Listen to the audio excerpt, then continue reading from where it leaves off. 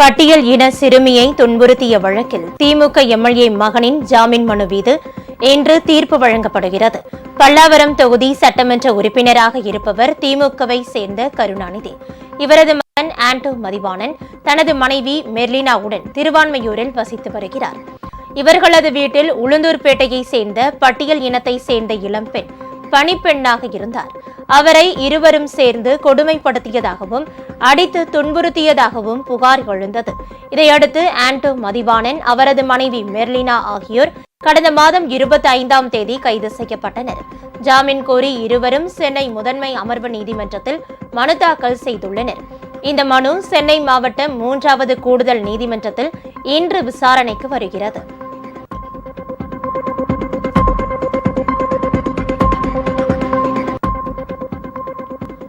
நாடாளுமன்ற தேர்தல் பணிகள் குறித்து சென்னையில் இன்று தேர்தல் ஆணைய அதிகாரிகள் முக்கிய ஆலோசனை நடத்துகின்றனர்.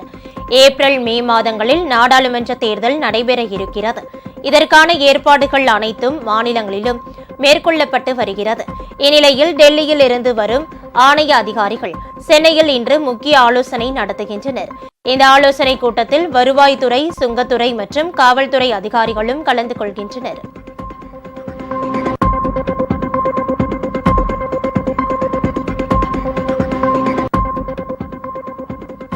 ஸ்பெயின் நாட்டில் சுற்றுப்பயணத்தை முடித்துக் கொண்டு முதலமைச்சர் ஸ்டாலின் நாளை தமிழகம் திரும்புகிறார். அரசுமுறை பயணமாக முதலமைச்சர் மு க ஸ்டாலின் கடந்த 27ஆம் தேதி ஸ்பெயின் நாட்டிற்கு சென்றார். ஸ்பெயினில் பல்வேறு நிறுவன நிர்வாகிகளை சந்தித்த அவர் தமிழ்நாட்டில் முதலீடு செய்ய வருமாறு அழைப்பு விடுத்தார். இந்நிலையில் ஸ்பெயின் நாட்டு சுற்றுப்பயணத்தை முடித்துக் கொண்டு முதலமைச்சர் மு க ஸ்டாலின் நாளை சென்னை திரும்புகிறார். அவருக்கு திமுக சார்பில் பிரம்மாண்ட வரவேற்பு அளிக்க ஏற்பாடுகள் செய்யப்பட்டுள்ளன.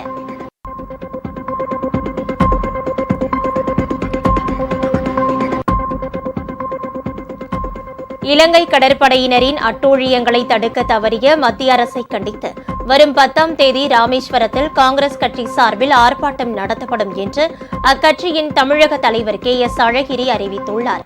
அகில இந்திய மீனவர் காங்கிரஸ் தலைவர் ஆம்ஸ்ட்ராங் பெர்னாண்டோ தலைமையில் ராமேஸ்வரம் அன்னை இந்திரா தேசிய நெடுஞ்சாலை பாலம் அருகில் உள்ள பாம்பன் பேருந்து நிலையத்தின் முன்பு மீனவ அமைப்புகளை இணைத்துக் கொண்டு மாபெரும் கண்டன ஆர்ப்பாட்டம் நடத்தப்படும் என்று அவர் வெளியிட்டுள்ள அறிக்கையில் கூறியுள்ளார்.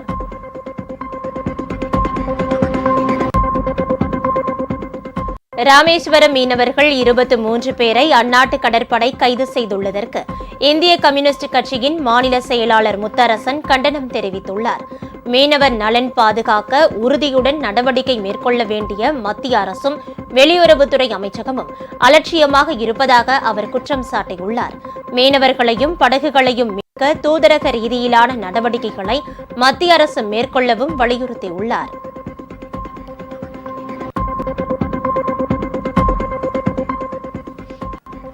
சென்னையை இசை நகரமாக யுனெஸ்கோ அறிவித்ததை கொண்டாடும் வகையில் சிறப்பு விழா நடைபெற்றது. ராஜா அண்ணாமலைபுரம் தமிழ்நாடு இசைக்கல்லூரியில் நடைபெற்ற இந்த விழாவில் அமைச்சர் வெள்ளக்கோவில் சாமிநாதன் கலந்து கொண்டு பரிசுகளை வழங்கினார். அப்போது பேசிய அவர், இசை நகரமாக அறிவிக்கப்பட்டதன் மூலம் நாட்டின் முக்கிய இடமாக சென்னை மாறியிருப்பதாக தெரிவித்தார்.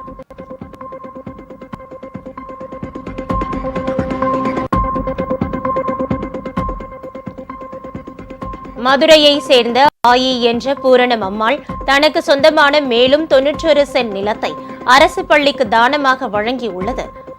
மதுரை மாவட்டம் மேலூர் அருகே உள்ள கொடிக்குளம் கிராமத்தை சேர்ந்தவர் ஆயி என்ற பூரணம் அம்மாள். உயிரிழந்த தனது மகள் ஜனனியின் நினைவாக அப்பகுதியில் உள்ள ஊராட்சி ஒன்றிய நடுநிலைப் பள்ளிக்கு 1 ஏக்கர் 52 சென்ட் நிலத்தை தானமாக வழங்கினார். 7 கோடி ரூபாய் மதிப்புள்ள நிலத்தை தானமாக வழங்கிய அவரது ஈகை குணத்தை பாராட்டும் வகையில் குடியரசு தினத்தன்று முதலமைச்சர் ஸ்டாலின் அரசு சார்பில் அவருக்கு முதலமைச்சரின் சிறப்பு விருது வழங்கி பாராட்டினார். இந்நிலையில் அந்த பள்ளிக்காக மேலும் 91 சென்ட் நிலத்தை வழங்கியுள்ளார். இதற்கான பத்திரத்தை முதன்மை கல்வி அலுவலரை சந்தித்து கொடுத்தார்.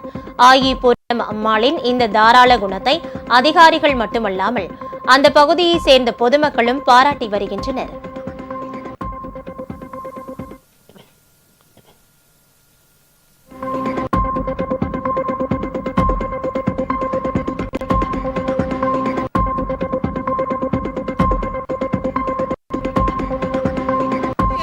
கோரிக்கை ஒன்று வச்சிருக்கிறேன். எனக்கு பள்ளி கட்டடம் கட்டி அதில் என் பொண்ணுடைய பேர் வைக்கணும் அப்படின்றத எனக்கு நிறைவேற்றணும் அப்படின்றத சொல்லியிருக்கேன். தம்பிகிட்ட சொல்லியிருக்கிறேன். தம்பி செய்கிறோம்னு சொல்லியிருக்கிறாங்க. அவ்வளோதான். ஆமாம், அது நான் சொல்லவே முடியாது சார். அளவு கடந்த சந்தோஷங்க சார், அளவு கடந்த சந்தோஷம். எல்லா புகழும் இறைவனுக்குன்ற மாதிரி எல்லா புகழும் என் மகள் ஜனனியோடைய இதுவாக தான் நான் கருதுறேங்க சார்.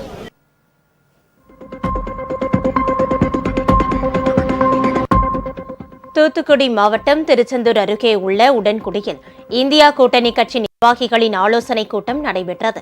இதில் கலந்து கொண்ட திமுக எம்பி கனிமொழி, பிஜேபி இந்துக்களை அரசியல் கேடயமாகவும் அரசியல் ஆதாயமாகவும் பயன்படுத்திக் கொண்டிருப்பதாகவும் தெரிவித்தார். தமிழ்நாட்டில் பெரியார் ராஜ்யம் உருவாக்கிட அனைவரும் ஒத்துழைக்க வேண்டும் என்றும் கனிமொழி கேட்டுக் கொண்டார்.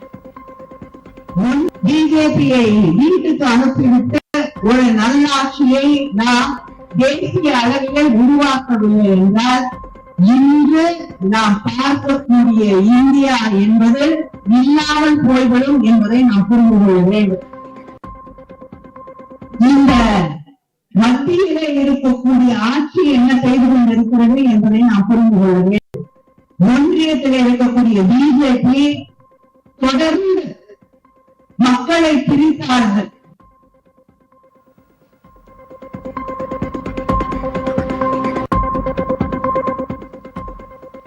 நாடாளுமன்ற தேர்தலில் உறுதியாக இரட்டை இலை சின்னத்தில் போட்டியிட உள்ளதாக முன்னாள் முதலமைச்சர் ஓ பன்னீர்செல்வம் தெரிவித்துள்ளார்.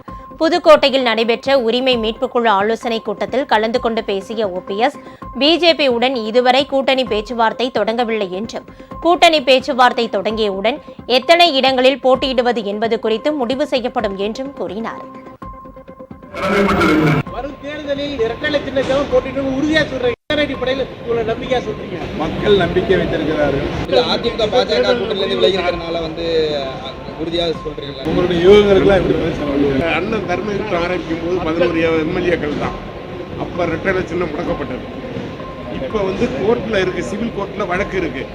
வழக்கு முடியும் தர இரட்டை முடக்கணும்னு தேர்தல் கமிஷன் கொடுத்து தேர்தல் கமிஷன் அங்கீகரிச்சா என்ன பண்ணுவீங்க?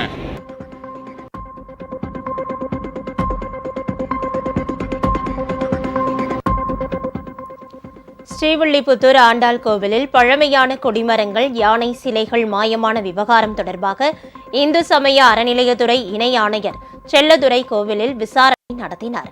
108 வைணவ திருத்தலங்களில் பிரசித்தி பெற்றது ஸ்ரீவில்லிபுத்தூர் ஆண்டாள் கோவில். இங்கிருந்த பழைய கொடிமரம் மற்றும் 2 யானை சிலைகள் மராமத்து பணியின் போது மாயமானதாக கூறப்படுகிறது. இது தொடர்பாக கோவில் நிர்வாகி சிலை தடுப்பு பிரிவு போலீசாரிடம் புகார் அளித்துள்ளார். இந்நிலையில் இந்த விவகாரம் தொடர்பாக அறநிலையத்துறை அதிகாரி செல்லதுரை கோவில் ஊழியர்களிடம் நேற்று விசாரணை நடத்தினார்.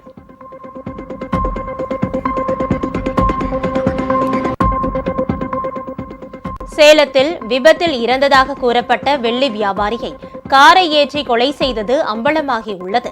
சேலம் செவ்வாய்ப்பேட்டை பகுதியைச் சேர்ந்த சங்கர் இவர் வெள்ளி வியாபாரம் செய்து வந்தார். கடந்த 2ஆம் தேதி காலை சாலையில் நடந்து செல்லும் போது அதிவேகமாக வந்த கார் அவர் மீது மோதிவிட்டு சென்றது. இதில் சம்பவ இடத்திலேயே சங்கர் உயிரிழந்தார். இது தொடர்பான சிசிடிவி கேமரா காட்சிகளை கைப்பற்றி இருக்கும் போலீசார் தொடர் விசாரணை நடத்தி வருகின்றனர்.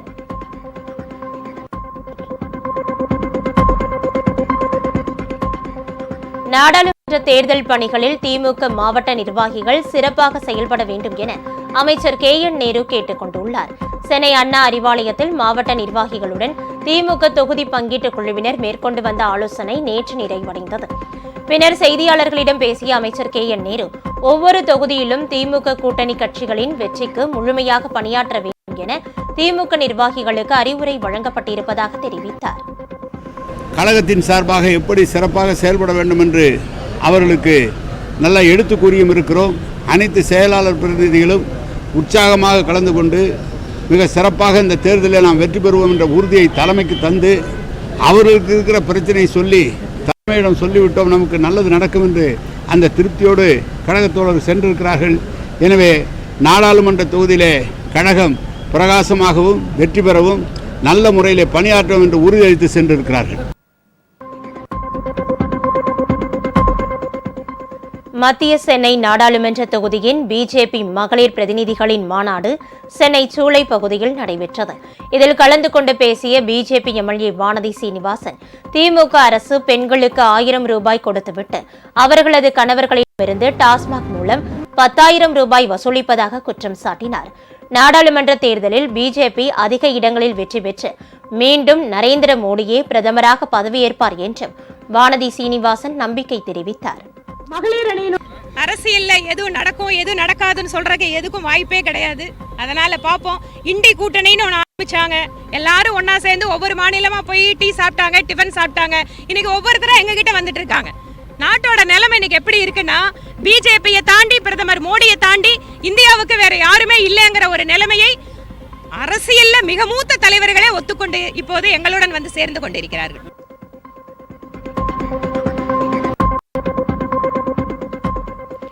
வரும் ஆண்டு குடியரசு தின விழாவின் போது என்சிசி மாணவர்களை விமானம் மூலம் டெல்லிக்கு அழைத்துச் செல்ல நடவடிக்கை எடுக்கப்படும் என்று அமைச்சர் உதயநிதி ஸ்டாலின் தெரிவித்துள்ளார்.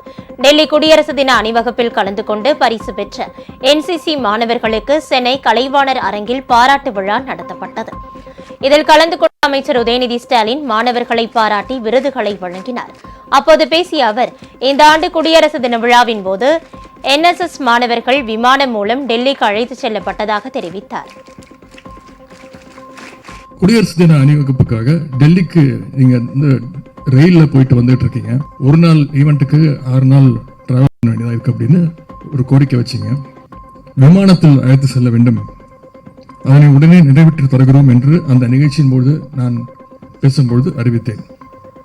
சட்டப்பேரவையிலும் அதற்கான அறிவிப்பையும் வெளியிட்டோம். அதற்கான ஆணையும் வெளியாகி அதற்கான நிதியையும் ஒதுக்கீடு செய்தோம். வருகின்ற ஆண்டு நடைபெற உள்ள குடியரசு தின அணிவகுப்புக்கு நிச்சயம் நீங்கள் விமானத்தில் சென்று வருவதற்கான ஏற்பாட்டை நாங்கள் மேற்கொள்வோம் என்று இந்த நேரத்தில் தெரிவித்துக் கொள்கின்றேன்.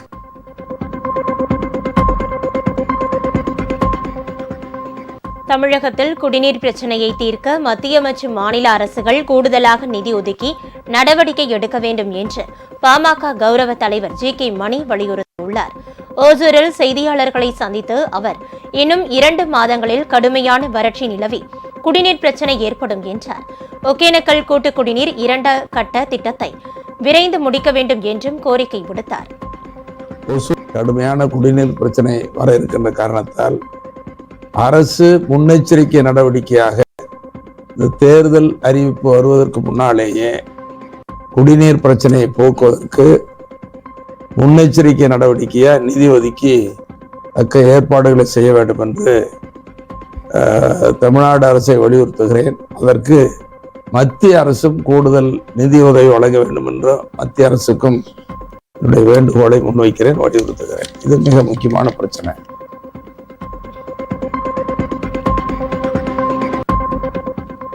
திருநெல்வேலி மாநகராட்சி ஆணையாளருக்கு லஞ்சம் கொடுக்க முயன்றதாக 3 பேரை பிடித்து போலீசார் விசாரணை நடத்தி வருகிறார்கள். திருநெல்வேலி மாநகராட்சியில் ஸ்மார்ட் சிட்டி திட்டத்தின் கீழ் நடைபெற்று வரும் அரியநாயகிபுரம் கூட்டு குடிநீர் திட்டப் பணிகளை ஈரோட்டை சேர்ந்த தனியார் நிறுவனம் ஒன்று செய்து வருகிறது. இந்த நிறுவனத்தின் ஊழியர்கள் திருநெல்வேலி மாநகராட்சி ஆணையாளர் தாக்கரே சுபம் ஞானதேவத்தை சந்தித்து பேசும்போது லஞ்சம் கொடுக்க முயற்சித்ததாக கூறப்படுகிறது. இது தொடர்பாக அளித்த புகாரின் பேரில் தனியார் நிறுவன ஊழியர்கள் 3 பேரை போலீசார் காவல் நிலையத்திற்கு விசாரணைக்காக அழைத்துச் சென்றனர்.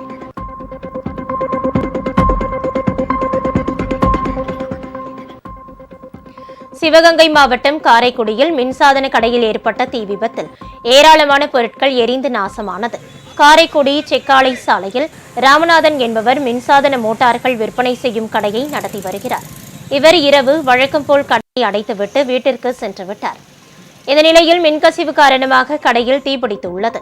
தகவல் அறிந்து வந்த தீயணைப்பு துறையினர் நீண்ட நேரம் போராடி தீயை கட்டுக்குள் கொண்டு வந்தனர். எனினும் இந்த விபத்தில் ஏராளமான பொருட்கள் எரிந்து சேதமடைந்தன.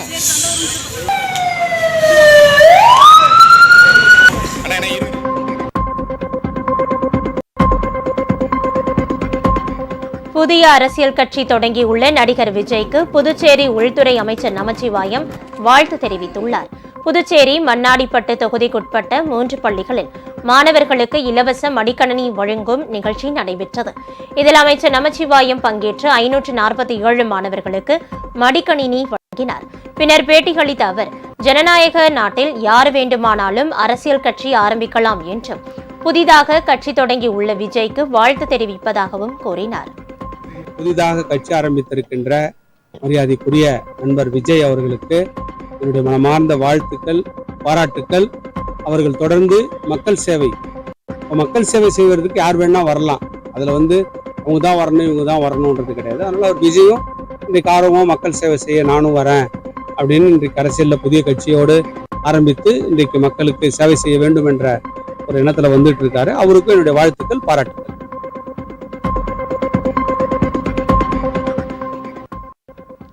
வழக்கறிஞர்களின் உயிருக்கு பாதுகாப்பு அளிக்க வகை செய்யும் வழக்கறிஞர்கள் பாதுகாப்பு சட்ட மசோதாவை அமல்படுத்த வலியுறுத்தி சென்னை பட்டாபிராமில் வழக்கறிஞர்கள் பேரணி நடத்தினர். வழக்கறிஞர் சட்ட மசோதா கடந்த 2021ஆம் ஆண்டு கொண்டுவரப்பட்டது. இதனை தமிழ்நாட்டில் அமல்படுத்த வேண்டும் என்பது வழக்கறிஞர்களின் நீண்ட நாள் கோரிக்கையாகும். இந்நிலையில் அரசின் கவனத்தை ஈர்க்கும் வகையில் சென்னை பட்டாபிராமில் பேரணி நடைபெற்றது. இதில் 500க்கும் மேற்பட்ட வழக்கறிஞர்கள் கலந்து கொண்டனர்.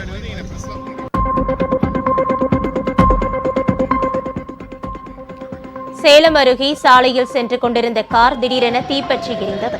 காரில் பயணித்த கோவையை சேர்ந்த அன்சார் மற்றும் அவரது குடும்பத்தினர் உடனடியாக காரை நிறுத்திவிட்டு கீழே இறங்கினர். இதனால் அதிர்ஷ்டவசமாக உயிர் தப்பினர். மளமளவென பற்றி எரிந்த கார் சிறிது நேரத்தில் முழுவதும் எரிந்து நாசமானது.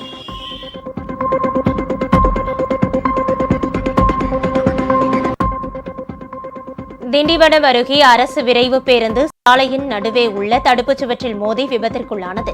10க்கும் மேற்பட்டோர் காயமடைந்தனர். தஞ்சாவூரில் இருந்து சென்னைக்கு 43 பயணிகளுடன் சென்று கொண்டிருந்த பேருந்து திண்டிவனம் அருகே வந்தபோது ஓட்டுநரின் கட்டுப்பாட்டை இழந்து விபத்தில் சிக்கியது. இந்த விபத்தில் காயமடைந்தவர்களை அக்கம் பக்கத்தினர் மீட்டு சிகிச்சைக்காக திண்டிவனம் அரசு மருத்துவமனைக்கு அனுப்பி வைத்தனர்.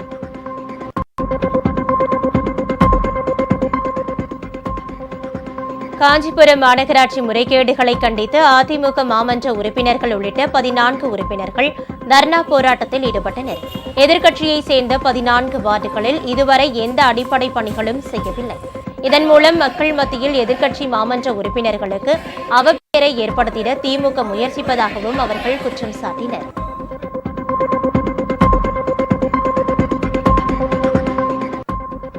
குளச்சலில் நடைபெற்ற விசைப்படகு மீன்பிடிப்பவர் நலச்சங்கத்தின் 50ஆம் ஆண்டு பொன்விழா சிறப்பாக நடைபெற்றது.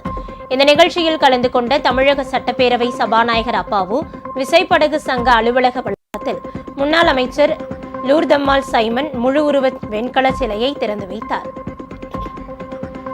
இந்த நிகழ்ச்சியில் அமைச்சர்கள் மா சுப்பிரமணியன், மனோ தங்கராஜ் ஆகியோரும் சிறப்பு விருந்தினராக கலந்து கொண்டனர்.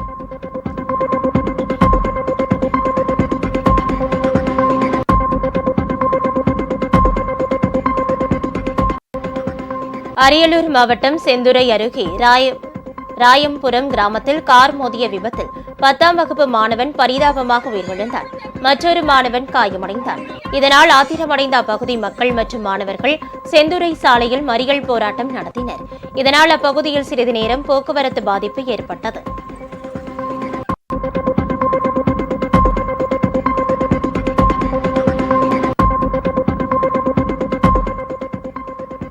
நாமக்கல் மாவட்டம் புதுச்சத்திரம் அருகே செல்லம்பட்டி ஊராட்சி மன்ற தலைவர் துணைத் தலைவரின் ஒப்புதல் இல்லாமல் 4 லட்சம் ரூபாய் கையாடல் செய்ததாக துணைத் தலைவர் புகார் தெரிவித்துள்ளார். ஊராட்சி மன்ற தலைவராக தியாகராஜன் என்பவரும் துணைத் தலைவராக சத்யபாமா வேல்முருகன் என்பவரும் உள்ளனர். இந்நிலையில் கடந்த 2ஆம் தேதி வங்கியிலிருந்து தனது கையெழுத்தை போலியாக போட்டு தியாகராஜன் 3,73,168 ரூபாயை முறைகேடாக எடுத்துள்ளதாக குற்றம் சாட்டியுள்ளார்.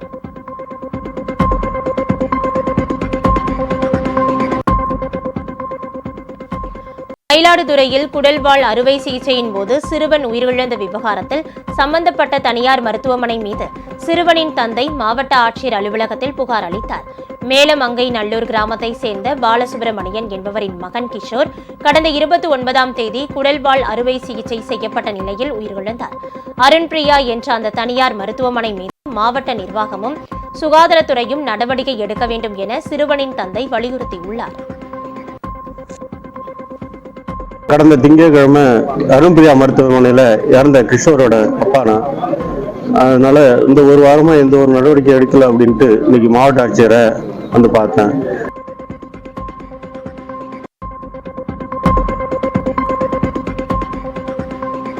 ஜூனியர் உலகக்கோப்பை கிரிக்கெட் அரையிறுதி ஆட்டத்தில் இந்தியா தென்னாப்பிரிக்கா அணிகள் இன்று மோத உள்ளன. 15வது ஜூனியர் உலகக்கோப்பை கிரிக்கெட் போட்டி தென்னாப்பிரிக்காவில் நடைபெற்று வருகிறது. சூப்பர் 6 சுற்று முடிவில் குரூப் 1-இல் இந்தியா பாகிஸ்தானும், குரூப் 2 பிரிவிலிருந்து ஆஸ்திரேலியா தென்னாப்பிரிக்காவும் முறையே முதல் 2 இடங்களை பிடித்து அரையிறுதிக்கு முன்னேறின. இந்த நிலையில் இன்று பெனோனியில் இந்திய நேரப்படி பிற்பகல் 1:30 மணிக்கு நடைபெறும் முதலாவது அரையிறுதி ஆட்டத்தில் நடப்பு சாம்பியன் இந்திய அணி தென்னாப்பிரிக்காவை எதிர்கொள்கிறது.